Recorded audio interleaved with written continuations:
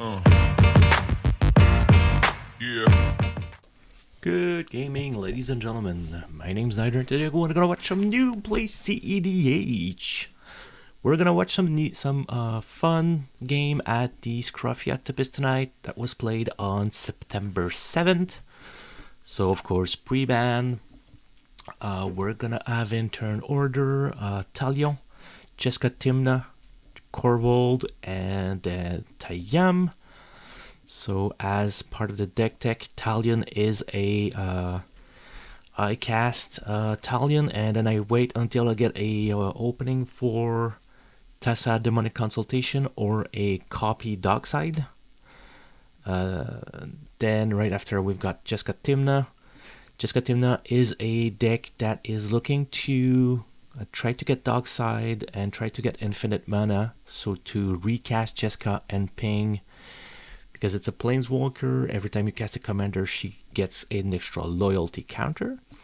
And when she gets in, she can minus X loyalty counter to deal X to 3 target, and these 3 targets are the player. Right after, we've got Korvold. Korvold is of course, once again, a reanimator deck with Dockside, Chthonian Nightmare, or Cloudstone Curio. Whenever he sack a treasure, whenever Korvold enters or attack, he needs to sack something. Whenever he sacks something, Korvold gets +1/+1, and he draw a card. Tayam is the graveyard shenanigan, so he wants to have creatures in his graveyard. Creature with Undying, a sack outlet, and some mana generator. He will then try to activate Tayam, mill some creatures, bring back some creatures, make infinite counter, infinite mana, and then he can loop Orcish Bowmaster. He can loop Orcish Bowmaster by sacking Orcish, bring it back, sacking Orcish, bring it back. If we add a draw card, split second card, we could kill him. However, it doesn't exist. So once his loop is started, we're kind of screwed.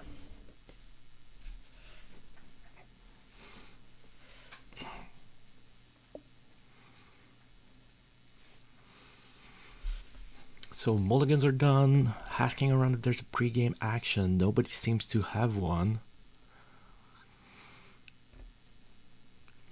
No pre-game. Good luck, have fun, everyone. Talion draws a card. We'll drop a Halter Watery Grave to grab a Mystic Remora. So first seat, first play, Mystic Remora is a good card. Talion is a mid-range, not super combo, but mid-range control deck. So he needs card.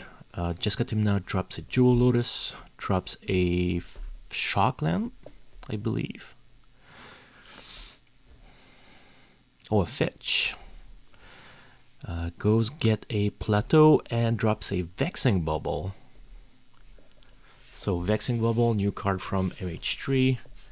No free counterspell, no 0 CMC card, and we'll see a weird interaction later on in this game.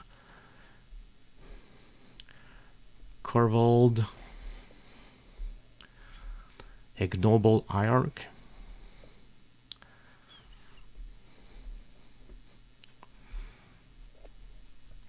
everybody does fetches. Elvish Mystic for the Tayam player, passes. I drew, but I made a mistake. I should not have drawn.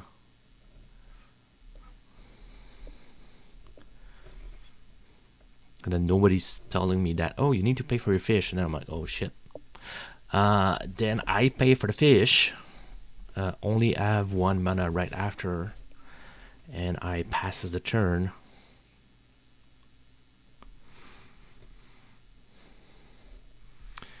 Ancient Tomb into Magda, into Sensei's Divining Top.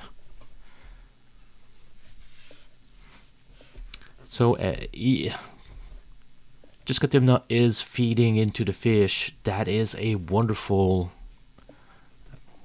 with a full first round, I drew 2 cards, and then I'm gonna draw, well, it's 2 card for now. Imp Seal for the card for the Korvold player. JeskaTymna showing him the grinding station, telling him, you might lose that.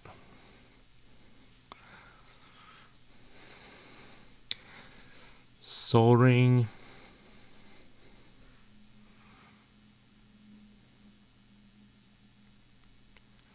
Tayam complaining that they are feeding feeding the fish. But then again, feed the fish. No, it's never a good idea to feed the fish. Don't feed the fish.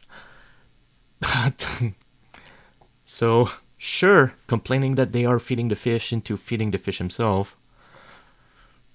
1, 2, 3. That's Bloom, Tender, Mana, or Wall of Roots. 1 floating colorless. Makes 2 green. Tyvar. So Tyvar is a haste enabler for creatures. Well, it's not haste. It's you can activate the you can do the tap sign even if it's summoning sick.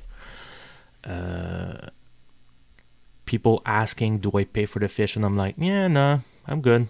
I think I drew like 10 or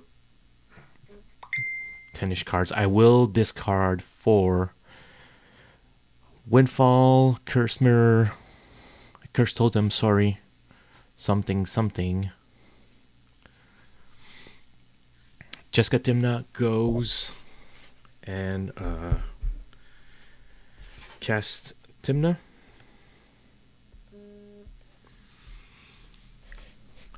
Will attack with Magda, make a treasure. Tymna will trigger, so he will lose 1, draw 1.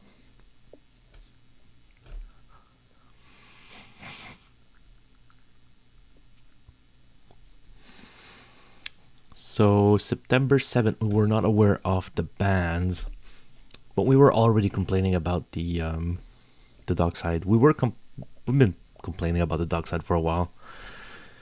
Such a format warping card. It's when a card gets removed from a format, and when you see so many changes to deck list, that's when you know that it was a super impactful card. Blind Obedience, one of the anti-Dockside card, anti any loop actually. Stop creature loops, stop treasure loops. But it is stopping stuff for opponents, which is kind of good if you are planning on Dockside. Speaking of the little devil,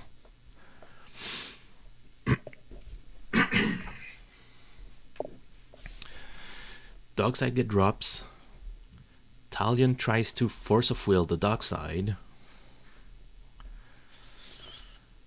So 1, 2, 3 deflecting swat to change the target of the Force of Will to the deflecting swat.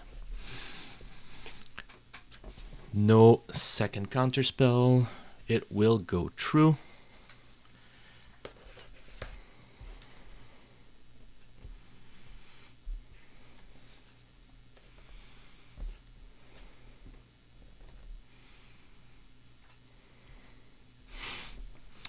So he is making 4 treasure.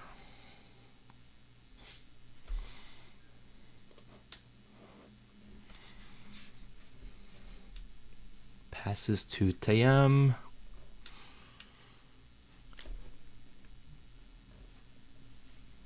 So he has now, should have like 3 counters on the Wall of Roots. Plays Sylvan Safekeeper.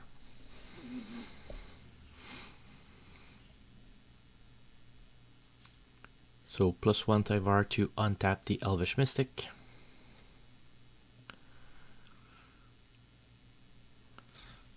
He doesn't have any white, so he's unable to cast Tayam.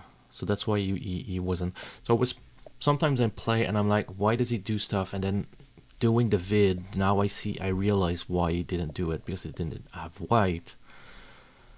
More often than not, you will be thinking about what's happening on your board, and sometimes you'll have some quick intrusive thoughts. Why is he doing that?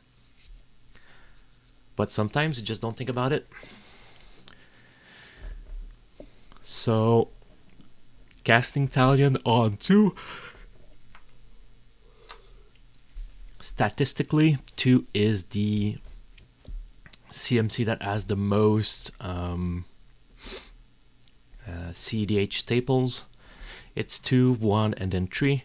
So if you can copy Talion with legend rule off, so 2, 1, and 3 should be the correct order. Defense grid, shenanigans.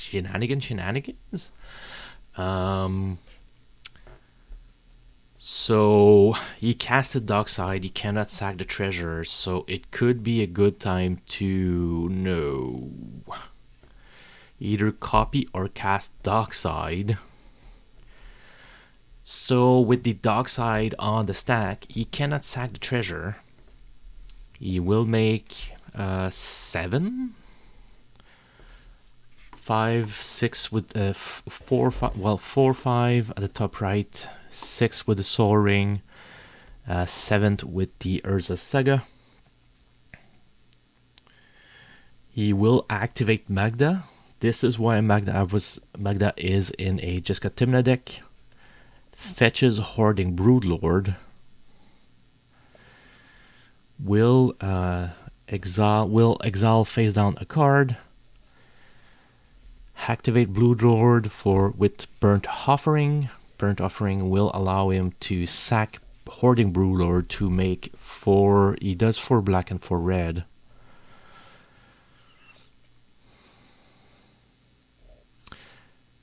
Drops Bolus Citadel. So, weird interactions. He will look at his stop. We'll say, sure, I'll try to cast Lotus Petal. Tries to cast Lotus Petal and was like, Vexing Bubble. Sorry, you didn't pay any mana, so it's going to be countered. Tries to cast DRC with life. You didn't pay mana, so we're going to have to tell you no. So he goes and then sack his Vexing Bubble, saying, okay, so I understood the shenanigans. I'll try to play correctly now. So he's showing a loop that he can draw. You can actually draw up to 27 cards because you can get the card. You can cast from Bolus. You can use Bolus Citadel to cast your top card, and you can actually tap to put the card, to draw a card, put the top on top of your library, and then it allows you to cast infinite spell until as long as you've got lives. So we saw him do that for a while. Then he's gonna go with a sword demonic tutor to sword the Talion. So Talion at 2 was actually stopping him from casting a bunch of stuff. And from there, oh, that's it. He wanted to cast Cloudstone Curio and loop the Dockside. So he had to get rid of Talion, otherwise it would have pinged him every time he would have casted Dockside. So this is why he tutored. He was actually looking for an answer with the Bolus Citadel Sensei's top. And at some point you just need to say, do I still go for that, or do I just demonic tutor and just go get my removal to get rid of Talion? Luckily for him, he had defense grid up because he had a Mindbreak Trap in end, but then again, no mana to cast it. Congratulations to JeskaTymna for that win. Thank you everyone for being here. If you learned something, please like and please leave a comment below. Don't forget to like and subscribe, and I'll see you guys next game.